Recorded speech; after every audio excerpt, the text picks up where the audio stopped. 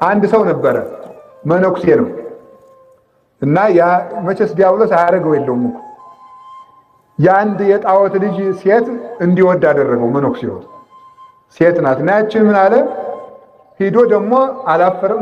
ሰይጣን እዚህ በኋላ ኃጢአትን በህሊና ካሰለጠነ በኋላ ሀፍረት ጭምር ነው የሚያሳጣ። አሁን መነኩሴ አጋቡ ቢል አያሳፍርም? እንደው ቆንግሩ ያሳፍራል አይደል? ግን ይሄንን ጭምር ያስረሳል ሰይጣን ተንኮሉ ማለት። ኋላ ሂዶ ልጅን አጋባኝ አለ። ልጅን አጋባኝ አለው። ቆይ እስቲ ጣዖቱን ልጠይቀው ብሎ አምላኬን ልጠይቅ ብሎ አማከረ። በጣዖቱ ላይ ያደረው ሰይጣን ምን አለ? ቆብህን ጣልና ልስጥህ በለው አለ። ቆቡን ጣል። ቆቡን ሲጥል መንፈስ ቅዱስ በርግብ አምሳል ወጥቶ ራቅ ብሎ ተቀመጠ። ኋላ በል እንጂ ልጅቱን ስጠኝ አለ። አይ ፈጣሪው ጨርሶ ስላልተለየው ቆይ ጥቂት በለው አለ። ምን እንዲህ ነው እንዲክድ ማለት ካልካደ መንፈስ ቅዱስ ራቅ ብሎ ነው የተቀመጠ እንጂ ጥሎት አይደለም። ሃይማኖቱን ስላልካደ ማለት ኋላ 21 ቀን ጠበቀ፣ አልሰጠውም። ኋላ በ21 ቀኑ ምን አለ መሰላችሁ? ባዛራ ጥቂት ቆይ በለዋል። ይሄማ ከቆብ የመፈጣሪ የምተጣልቸማ አይሆን ትቼዋለሁ ብሎ ቆቡን ብድግ አድርጎ ለብሶ ጸሎትን ጀመረ። እንደዚያ ብሎ እግዚአብሔር ማረ እያለ 21 ቀን ሲያለቅስ በ21ኛው ቀን መንፈስ ቅዱስ መጥቶ እንደገና በርግብ አምሳል ላይ ሰፈረ። ስለዚህ ምን ይላል ተመልከቱ። ድረ ልቡናሁ ፄወ ፍቅረ ሀቲ ብሲት ለዘወፃ ረድ ሃይማኖት ዘመሃርክምዎ በእስራ ዕለት መሃሩኒ ሥላሴ ነገሥት ይላል። የአንዲት ደራሲው ሲናገር የአንዲት ሴት ፍቅር ልቡናውን ከሰረቀው በኋላ ከሃይማኖት ሊናወጥ የነበረውን ረድ መነኩሴ ወጣኒ ጀማሪ መነኩሴ በ21 ቀን የማራችሁት ሥላሴ እኔንም ማሩኝ ይላል። አሜን አትሉ? ሁላችንንም ይማረን። ስለዚህ እግዚአብሔር ትቶኛል፣ አጋንንት እየተጫወተብኝ ነው፣ እንደዚህ ፈጽሞ ማለት አይገባም። እግዚአብሔር በእኛ ታምር ካላደረገ እንዲህ ካላደረገ ብለን እግዚአብሔር ትቶኛል እንደማለት ያለ ነገር የለም እና እግዚአብሔር ከኛ ጋር ነው። በዚህ ደስ ይበላችሁ። እግዚአብሔር ሁሉ ጊዜም ከኛ ጋር ነው። ምንም ነገር ብንሆን እግዚአብሔር ከኛ ጋር ነው። ተከትሎን ይፈልገናል እንጂ ትቶን አያውቅም። እስከ ዘላለሙ ድረስ እግዚአብሔር ከኛ ጋር ይሁን። እግዚአብሔር ከኛ ጋር ይሁን። ሰው ቢጠላችሁ፣ ሰው ቢሸሻችሁ፣ ብታጡ፣ ጓደኛም ቢከዳችሁ፣ ምንም ብትሆኑ ማለዳም ተነስታችሁ ገንዘብ ብታጡ፣ ስራም ብታጡ፣ ቢቸግራችሁ፣ ምንም ነገር ዳኛም ባይፈርድላችሁ ዝም ብላችሁ አንድ ቃል በሉ፣ እግዚአብሔር ከኔ ጋር ነው በሉት። ሁላችሁ እግዚአብሔር ከማን ጋር ነው? በቃ አማኑኤል የሚለው ቃል በጣም ግርም ነው የሚለኝ። እግዚአብሔር ከኛ ጋር ነው። በስጋዌ ይሄ የተስፋ ስሙ ነው። የክርስቶስ የተስፋ ስሙ ነው። ለኛ ተስፋ የሚሰጠን ነገር ነው። ይሄን ያለው ሰው ጉልበት አግኝቶ በአጋንንት ላይ መሰልጠን ይቻላል። እና አጋንንትን ማንቀጥቀጥ፣ አጋንንትን ማሸነፍ፣ አጋንንትን ድል መንሳት ለማንኛውም ክርስቲያን የተሰጠ ስልጣን ነው። ለማንኛውም ክርስቲያን። ስለዚህ ሁላችሁም ስለምንሸነፍ ስለምንጠራጠር ነው እንጂ አጋንንት በእኛ ላይ ደግሞ ልንገራችሁ፣ አጋንንትን ለማባረር እንደዚያ ለማድረግ አጋንንት ጋር ለመፎካከር አይደለም ክርስቲያን የሆን ነው። ክርስቲያን የሆን ነው ክርስቶስን ለመምሰል ነው። እስኪ በሉ ክርስቶስን ስንመስል ነው አጋንንትን የምናሸንፈው እንጂ አጋንንትን ቁም ነገር እኮ አይሏቸውም። ቢሰፍሩባቸው ራሱ ቅዱስ ጳኩሚስ ከአንዲት ሴት ላይ የሰፈሩ አጋንንት ነበሩና እናንተ ሴት አጋንንት ከዚህ ሴት ላይ ውጡ አላቸው። ከሷ ወጥተን ካንተ ላይ እንሰፍራለን አሉ። ሰፈሩ ብቻ እሷን ልቀቋት እንጂ አለ። ሄደው ከሷ ላይ ሰፈሩ። ዋላ መስገድ፣ እነዚህን አጋንንት የሰጠኝ አምላክ ተመስገን እያለ መስገድ። እንደው እኮ ግሩም። ሆዱን ይቆርጡታል፣ ራሱን ይፈልጡታል፣ በውጋት ይጎስሙታል፣ ያሰቃዩታል። እላዩ ላይ ሆኖ ተመስገን ጌታዬ ይላል። አንድ ቀን እንኳን አታማርርም አለ። እኔ አላማርርም ተመስገን፣ እንደውም ምን አማርራለሁ ተመስገን ነው እንጂ እናንተ ስጋዬን እየጎሰማችሁልኝ ነው አላቸው። ኧረ ከዚህ ሰውዬ ጋር አንኖርም፣ እዚህ ሰውዬ ማን ያድራል ብለው ቆዩ እንጂ ጥቂት ቆዩ ጥቂት አላቸው። አንተ ጋር ማን ይኖራል ብለው ተቃጥለው ጥለውት። ምክንያቱም ቢያማርር ኑሮ ይቆዩ ነበር። ስላመሰገኑ ይሄዱ ማለት እና ሰይጣን እንደ ቁም ነገር ቀርቶ አሁን ሰው ባጋንንት ታስሯል። የእግዚአብሔርን ሕዝብ ለምን ነው ሞኝ የምትሆኑት? እናንተ ውድ የእግዚአብሔር ገንዘቦች ናችሁ። ባሪያው በአምሳሉ የፈጠራችሁ በደሙ የገዛችሁ ፍጡራን ናችሁ። ራሳችሁን በከንቱ አሳልፋችሁ ለሰይጣን አትሸጡ። አሁን ትውልዱን ጋኔን አስሮታል፣ ታስረናል። 8ኛው ሺህ በቃ ሰይጣን ከማሰሪያው ተፈቷል። ሰው ሁሉ ተተብትቧል። ጸሎትም አይሰማም። እንዲሁ እንለፋለን እንጂ ተሰብኮም ሰው አይድንም። ይድናል። መች አያችሁት ሰው እንደማይድን? ኧረ ይድናል እንዴ? ለምን አልድን? እንደውም ይገርማችኋል። እግዚአብሔር የሚወደው ትልቅ ሰው ማለት ከኃጢአቴ መቼ ነው የምንለወጥ እያለ የሚያስብ ሰው ነው። ባንለወጥም እንኳን መቼ ነው ኃጢአቴ ነፃ የምወጣው ማለታችን ራሱ እግዚአብሔርን ደስ ያሰኘዋል። ያንን ለቁም ነገር እንድንበቃ ደግሞ ይረዳናል። እንደዚህ ስላችሁ ጊዜ ደግሞ በቅድ እየረካችሁ ቁጭ በሉ አላልኩም። ተናዘዙ። የመዳን ቀን መቼ ነው? ዛሬ በሉ እንጂ የመዳን ቀን መቼ ነው? ስለዚህ እግዚአብሔር እግሮቹ ስላደረገን ስሙ የተመሰገነ ይሁን። እግሮቹ ስላደረገን እሱ ምንድነው? ራስ በሉ እንጂ እኛ ምንድነን? እግር ነን ማለት። አሁን የምንቀጠቅጥ ይሄ እግረ እግዚአብሔር ነው። ይሄ መስቀል ካህናት አባቶቻችን የእግዚአብሔር እግሮች ናቸው። ካህናት ወደ ቤታችሁ ሲመጡ፣ አባቶች ካህናት ወደ እናንተ ቤት ሲመጡ ስታዩዋቸው ምን ብለን ነው ማሰብ? ምን ብለን ነው ማሰብ? አሁን እግዚአብሔር ራስ ቄሱ እግሩ ነው እየመጡልኝ ነው መኖ የሚባለው እንጂ ዝም ብላችሁ አሁን አንዳንዱ ምዕመን የሚሳለመው በይሉኝታ ነው። ቄስ ገሌን ካልተሳለምኳቸው ሊከፋቸው ይችላል ብሎ ይሳለማል።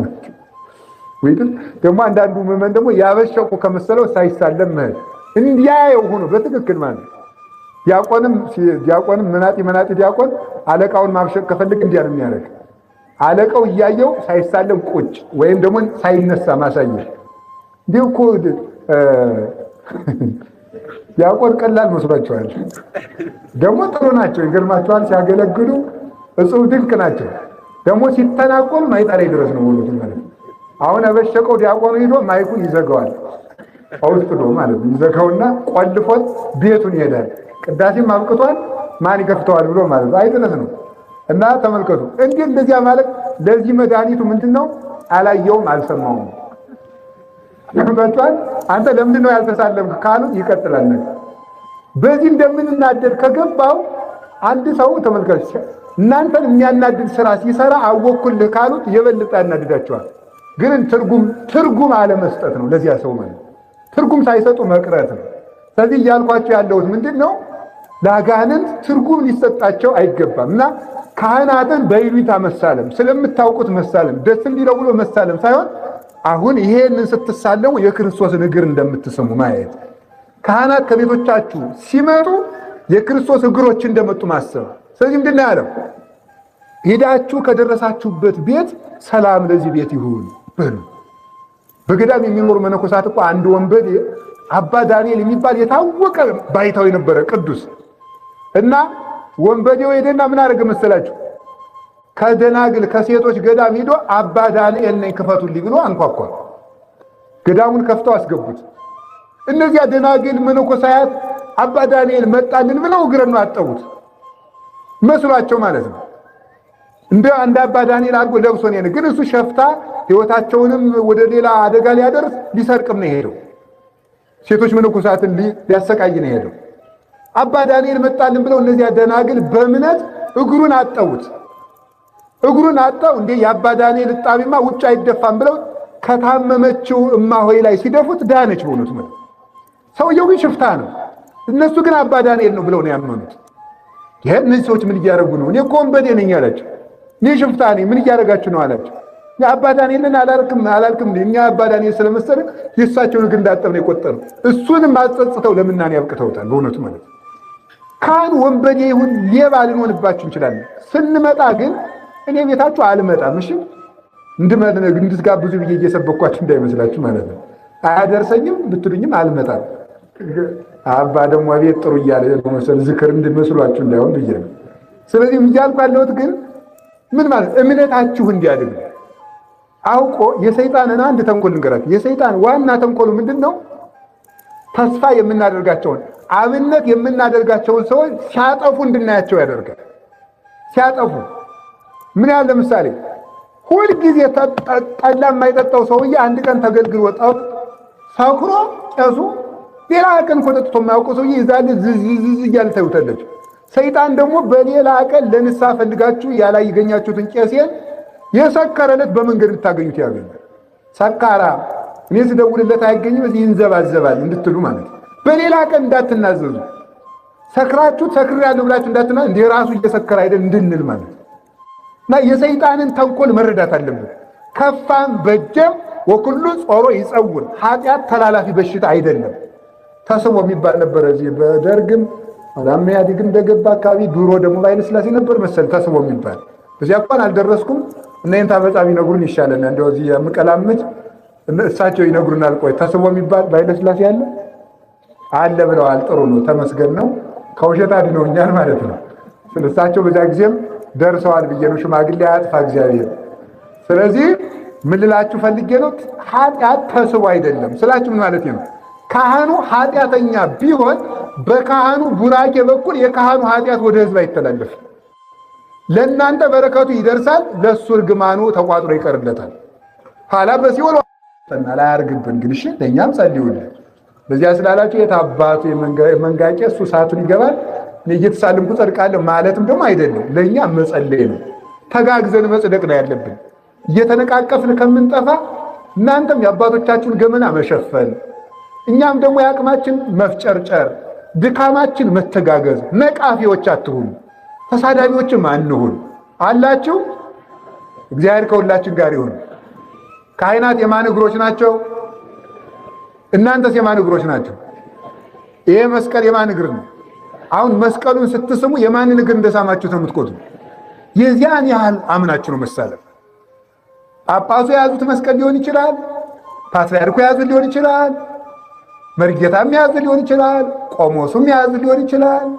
ገጠር ደግሞ እንዲሁ በቡታንታው እየጎለጎለ ያለው ቄስ የያዘውን መስቀል ሊሆን ይችላል። አንድ ነው በቃ። ያንን ስትስሙ የክርስቶስን በቀር እንዲሁ በቃ እንደዚህ እንደኔ ክብስብስብስ ያለ ካባ ለብሶ እንደዚህ ያሉትን ስትሳለሙ ትልቅ በረከት። እንዲሁ ደግሞ ጤፉ ሀገራቸው ላይ በጭቃው ላይ የበቀለባቸው ቄስ አይ እናቴ ማምላክ የገጠር ቄስ እኮ እንደው አርጎ ደስ የሚለኝ ያዛኝ። የገጠር ቄስ እኔም የገጠር ልጅ አይደለሁ። ሲያርም ቆይቶ ሲጎለጉል ቆይቶ ሲቀድስ ዕጣኑ ገና ከሩቅ ነው የሚሸተው። ቤተ ክርስቲያኑ 7 ቀን ሳይታጠን ሰንብቶ ይሸታል። ለምንድን ነው መሰላችሁ? ደግ ነው በእውነቱ የገጠር ቄስ ማለት በደግ እንዲያው ቢጠጣ ቢበላ ዝም ብሎ በቃ እንደዚያ። የከተማው ተንኮለኛ ነው ግን አላልኩም። እናንተ እኮ ነገረኛ ናችሁ፣ ልታጣሉኝ ነው ማለት ነው። ስለዚህ እየተነጋገርን ያለ ነው ምንድን ነው? አው በየዋህነት ሁሉን ስለሚያደርጉት ነው፣ ሁሉንም በደግነት ስለሚያደርጉት እና ያንንም ስንሳለም የክርስቶስን እግር እየሳምኩ ነው። ሱቅ ላይ እምነት ነው። አያችሁ፣ ይሄ መስቀል ሱቅ ላይ ከሚሸጠው መስቀል የሚለየው በካህኑ እጅ በመዋሉ የተነሳ የክርስቶስን እግር እየሳምኩ ነው ብለን በሚቆጥረው በህሊናችን ልልና ነው የሚወሰነው እንጂ ይህን እኮ ሱቅ ላይም ገዝታችሁ ቤታችሁ መስቀል ትችላላችሁ። አንድ የመስቀል እኮ ሱቅ ላይ አለ። መስቀሉ ረድኤቱን የሚያሳድርባችሁ በእናንተ የእምነት መጠን ነው። በዚያ ከሆነ በቃ ይህንን መስቀል አሁን ቆይ ልንገራችሁ እስኪ አንድ ጥያቄ። ዛሬ መድኃኔዓለምን ብታገኙት ልክ እንደዚያ እንዲያው የጨርቁን ጫፍ ብዳስ ድናለሁ እንዳለች ወይም ደግሞ በንባዋ እግሩን አጥባ በፀጉሯ እግሩን በሙሉ መዝምዛ ይቅርታ እንዳገኘችው ዛሬ ምንም ክርስቶስን እግሩን አግኝቼ እንባዬን እግሩ ላይ አፍስሼ በፀጉሬ ደግሞ እግሩን አብሼ እንዲሁ ዛሬ ቤቴን ብመለስ ደስ ይለኛል የምትሉ እጃችሁን አውጡ በሉ እንጂ አትፈልጉም? አሁን ክርስቶስን አግኝታችሁ ዛሬ እግሩን ላይ እንዲሁ እግሩን ሳም አድርጋችሁ ብትሄዱ ደስ አይላችሁ? በቃ እንግዲህ የክርስቶስ እግር ይሄ ነው። የክርስቶስ እግር ይሄ ነው። ይሄንን ካሰባችሁ እምነት ማለት ይሄ ነው። አሁን ለወደፊቱ መስቀል ስትሳለሙ ካህናትን ስታገኙ እንደዚህ ቆጠሩት። እግዚአብሔርም እንደ እምነታችን ይሄንን በረከት ያድለን። በእግሮች ዓለም አሁን ልብ በሉ፣ ለጊዜው ያነስን ይመስላል፣ የተሸነፍን ይመስላል። መጨረሻ ላይ ዓለም ድል የሚነሳው በክርስቶስ እግር ነው። ዛሬ የሰይጣን እግር ሰፍቷል። በፖለቲካውም በዘርም በምንም እያለ እየተስፋፋ ነው። የሰይጣን እግር እርምጃው ሰፍቷል፣ ግዛቱ ተስፋፍቶለታል። የጋኔን ግን መጨረሻ ላይ የክርስቶስ እግሮች ያሸንፋሉ። እናንተ ግን የሰይጣን እግር አትሁኑ፣ የእግዚአብሔር እግር ሁኑ። የሰይጣን እግር አትሁኑ። ክርስቶስን ራስ አድርጉት። በክርስቶስ አስቡ፣ በክርስቶስ አስቡ።